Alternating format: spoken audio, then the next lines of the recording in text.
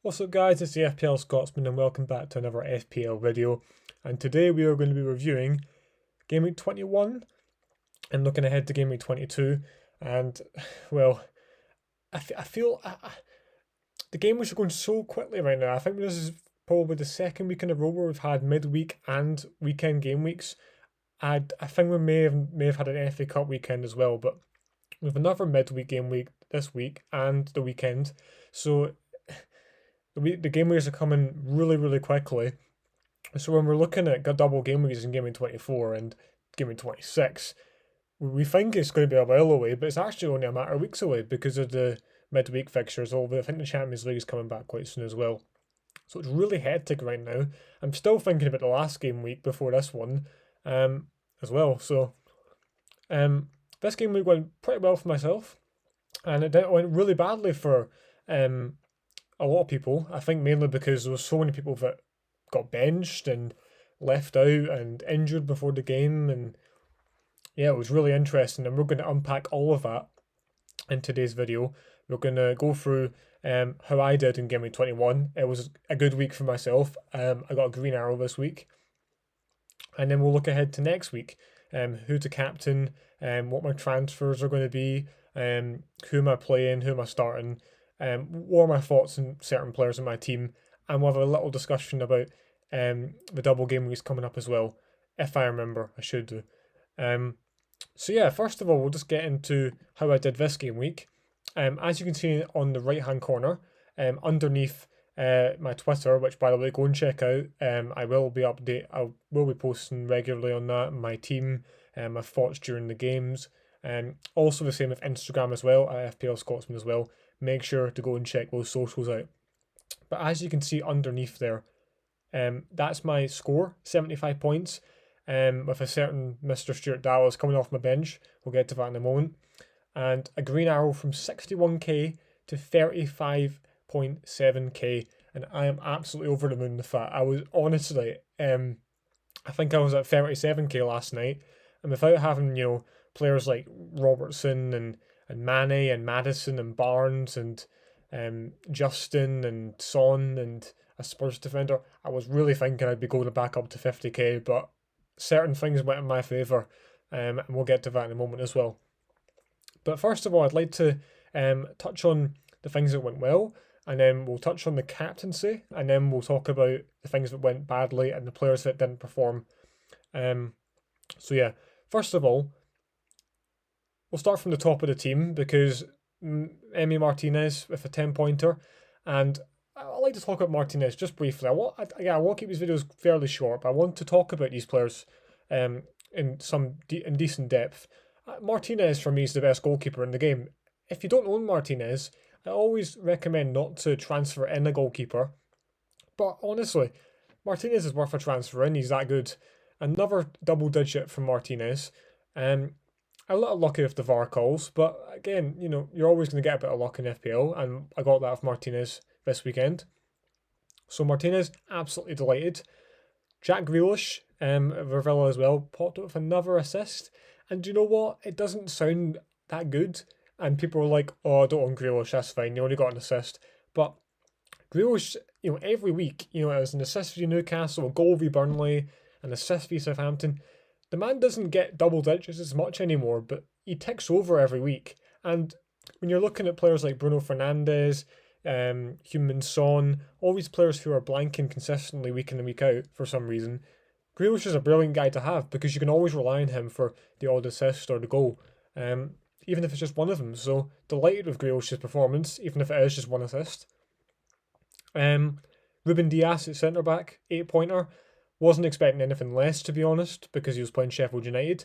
However, I am delighted with that because Cancelo and Stones got benched, so I really wanted Dias to keep this clean sheet so that I could get ahead of people who had Dias and Cancelo. And also the fact as well that Sheffield United looked quite good in that game, so it was a tough one for City, but Dias again, absolutely brilliant. I watched a bit of the game and he was so solid defensively. Mo Salah in midfield with 15 points. Finally seeing the Mo Salah we all know and love. 5 game weeks in a row he's blanked, and he's finally popped up with the 2 goals and the 3 bonus points. And I'm obviously, I regret not captaining the guy, but I didn't see him as a genuine option because of that record I just talked about. But yeah, hopefully this means he can start getting back into his form again and start scoring goals, and we'll talk about him later on in the video. And then finally, the second last person that returned, Patrick Bamford with 15 points. A lot of people transferred out Patrick Bamford this week. He was 80% owned in the top 100k last week, and this week he was 50% owned. So a lot of people did take him out, and of course, because a lot of people took him out, he pops out of a goal and 2 assists. And if you haven't seen Bamford's goal yet, I would strongly recommend you go and watch it because it's an absolute cracker. And he also said after the game as well that he has himself in his fantasy team, which makes me want to keep him even more now because it's absolutely brilliant. So happy that Bamford got that haul today because I was questioning him myself as an FPL asset. He's not been firing, and Ollie Watkins, who's been doing quite well recently, was on my radar, but I think Bamford's done enough there to keep his place in my team. And finally, the last person that did well for me this week was somebody I didn't expect to do well, and somebody I didn't expect to get the points from this week, and that was Stuart Dallas. Obviously, at this point at the weekend, Cancelo was already benched, so I already knew Dallas would come off the bench. So it was more or less, I knew Leeds weren't going to keep a clean sheet against Leicester, so I was more or less hoping for the best that Dallas would maybe get a cheeky assist or, in fact, a goal, and he got a goal. So delighted with that. He didn't get any bonus points. He got a yellow card as well. But listen, I do not care. Any return from Dallas in that Leicester fixture was a dub for me. And that's 2 wins in a row for Newcastle. One of them being Leicester away. So yeah, if all you guys who jumped off the Leeds assets, maybe it was a mistake. I don't know. They might do bad in the next game. But we'll get to that in a moment. So yeah, now to captaincy. I did go with Ilkay Gundogan this week. Now obviously, I could have captained Calvert-Lewin or Antonio or Son, but I didn't have Son. So out of the options I had this week, well, I had Bruno Fernandes. He got the same points. We had Jack Grealish, who got 3 extra points, would have been 6 extra points. But I didn't really have the balls to captain Grealish with Southampton away, who are quite good defensively, so I didn't go for that. Would have never thought to go Bamford because of the form he's in. Didn't really want to go for a side defender because of rotation, and long behold, Cancelo is one that gets benched. And yeah, Salah was out of form, 5 blanks in a row. So overall, with the team I had, for me, Gundogan was still the best option, and the one I still would have went for if I was given the option now, because, you know, with Salah's form and Bamford being Salah and Bamford are both unpredictable, so I'm not regretting my decision for going with Gundogan at all. However, I would have hoped I went with Salah, but it is what it is. But he could have got me a goal in that game against Sheffield United, but I thought Sheffield United played well, so yeah, it's one of those things. I've still got a nice green arrow. I think a lot of people got captaincy wrong this week, so I'm not too worried about that. And then finally, to talk about the people who blanked for me this game week. First of all, Max Kilman. I honestly, it didn't matter in the end that I started Max Kilman because of the Cancelo rotation. So yeah, I mean, I put him in there because he played Palace away. I hoped he was going to start because of his clean sheet Chelsea. He did start, and they held the clean sheet till the 60th minute. So I saw the glory. I saw that juicy 6 points next to Kilman's name, and then that went away inside about 10 seconds. So yeah, I mean, I'm not really pleased with Wolves at the moment. I don't think they're playing well. I think Kilman was more or less a punt because Taylor was injured and Dallas is playing Leicester. So yeah, I mean, it is what it is, really. Don't plan on playing Kilman again, to be honest. Cancelo got benched. In the grand scheme of things, with Dallas getting 7, I'm okay with that because it means he's going to be playing against Burnley on Tuesday. So I'm happy enough with that. Gundogan we talked about, and Fernandes, well, it's another blank for Bruno. He's not on form right now. A lot of people are saying, well, you should get rid of Bruno. We should be looking elsewhere. We should be looking at other FPL options. And I'm sitting there going, well, we've all transferred out KDB. Son's not playing well. We've all transferred out Kane. So who the heck are you going to go to, you know? Rashford, you know? Manny, injured. Grealish, okay, I already have him, you know? Who are you going to go to if you transfer Bruno? That's my main argument of this. You can go to a 5 million midfielder, but where else are you going to put the money in the team, you know? At the end of the day, you're going to have to deal with the fact that Bruno's not going to fire for you every week. And yeah, he's not been playing well recently. I think United, even if United did play well, Bruno's just not looked at the moment, and I think that's reflected in the results United have got. So I don't think this will go on forever. I think Bruno will fire back, and I hope everybody transfers him out, because when he does fire back, then that's given me the green arrows and the points. So yeah, there's no way Bruno's leaving my team. He's just too good a player, and so because he's on a bad patch doesn't mean he's going to be in a bad patch for the rest of the season. So happy to own Bruno. Calvert-Lewin was my transfer in the end this week for Che Adams, who actually got benched and got a 1-pointer. So to be honest, the transfer kind of worked out, 1 point gained. But yeah, obviously that's just shadowing the disappointment in Calvert-Lewin this week. You know, really disappointed. Expected so much more from him. I wouldn't say I blame Calvert-Lewin. It wasn't his fault. I just don't think Hammers had a good game. Richarlison didn't have a good game. Look at Dean, had a terrible game. Crosses he was putting in the box to Calvert-Lewin were poor. I thought Everton in general in that game were really poor. So I'm not going to judge Calvert-Lewin, because he tried. He sprinted every ball. He got into the areas in the box. He held up the ball. So I don't think Calvert-Lewin had a bad game. I just didn't think didn't get the service to score. I don't think he had a single chance all game. So yeah, I mean, I'm disappointed in Calvert-Lewin, but not in him, in Everton. So let's hope against Leeds, when it's a bit more open, that he can fire a goal or so and justify that transfer. And then finally, Mikel Antonio. It was Liverpool at home. He could have done a lot better. Again, it's one of those situations where I'm not blaming Antonio, I'm blaming West Ham and David Moyes, because when Liverpool are playing Phillips and Henderson at centre back, you don't play 5 in midfield and defend the whole game. You don't do that, you know. I was disappointed with David Moyes' approach to the game, sitting back, and then it only took him to half an hour left to actually go at Liverpool and press them and create chances. And it was at that point he substituted off Antonio, which was bizarre. So I blame Moyes on that one and not Antonio. So again, he's another one where I'm definitely holding him. He's a brilliant option, and we'll see how he gets on next game week. So that was my team from last week. Now we're going to turn our attention to my team from this week, who I'm going to captain, and my transfers for this week. So I think we'll just work our way through the different teams and the different fixtures. And I want to start with Leeds first of all, because before the game today, I probably would be sitting here going, okay, maybe do I transfer a Leeds player here, or I don't know, should I play a Leeds player? But after that performance, I think Leeds have shown us that, yes, they're not good defensively, but they can attack and they can score goals. That Leicester team have not conceded very, very few goals, and they've just put 3 past them like it's nothing. So Bamford, as you can see, he's got a yellow arrow there.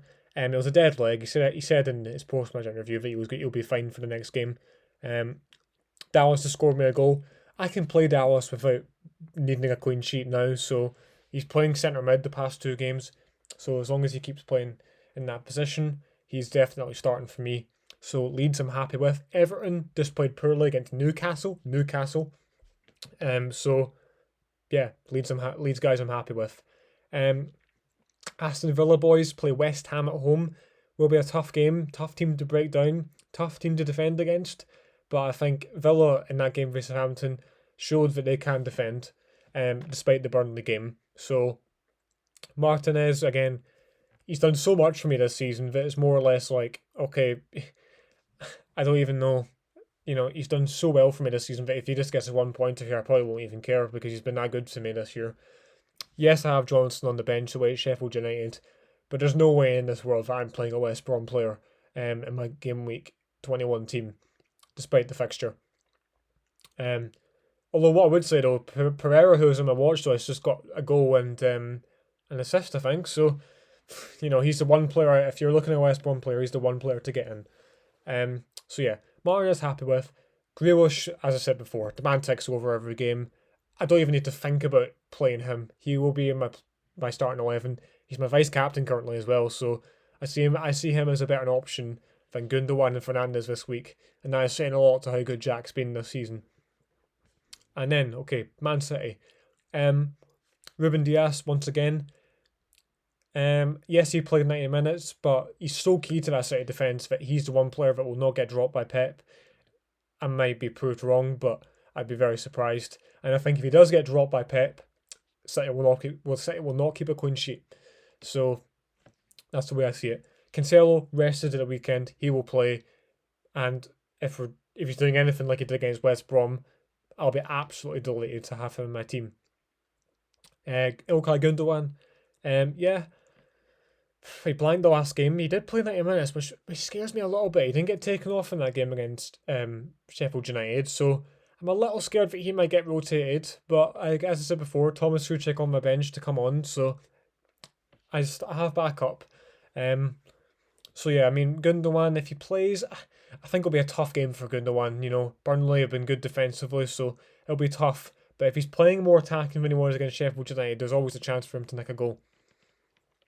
Bruno Fernandes, again, as I said before, he's blanked quite a bit recently, but Southampton, they've been a bit dodgy defensively recently, Southampton. So, I mean, again, I'm just going to have to hope that Bruno finds his form again and he delivers. So we'll see what happens there. He's a quality player. He's on penalties, so I have every hope that he's going to do something. And then Mo Salah is going to be my captain this week at the moment. And the thing was, I put him as my captain before that West Ham game because of the Brighton fixture at home at Anfield. And Salah was looking quite sharp in the previous games against Spurs and Man United. So I was going to captain him anyway. But those 2 goals against West Ham have just further proved that he is definitely going to be my captain this week against Brighton. And if he gets benched, Jack Grealish will come in as my captain. So Salah, Brighton. Although Brighton did play well tonight, I think Liverpool are looking a lot better now. And if they can get one of those centre-backs in the window, then I'll be a bit more assured that Liverpool as a team will be better, which means Salah can produce the goods. And in the front three, I've talked about Bamford already. Antonio, Villa away will be a tough game. I think Villa are really good defensively. It's a bit of a clash there with Martinez and Antonio, which has made me think about playing Johnston. But Sheffield United looked good and West Brom are crap defensively, so I'm not going to play Johnston. Antonio, yeah, I mean, he's such a presence in the box. It will be a tough game for him with Konsa and Mings to go up against, but I have every faith that he can deliver. And if he doesn't, let's hope Martinez gets the clean sheet points. So it's sort of a win-win scenario. And then finally, Dominic Calvert-Lewin against Leeds away. Leeds are very open, and I'm just hoping for a better performance from Everton as a whole, because Calvert-Lewin wasn't terrible against Newcastle. It was the team around him. So I hope players like Rodriguez and Digne and Richarlison start playing a bit better for that match, and the Calvert-Lewin gets the service he deserves, and he can put away the chances. So yeah, let's hope it's a better week for Calvert-Lewin to justify that transfer I just made. So yeah, Souček first sub, Kilman second sub, and Taylor third sub.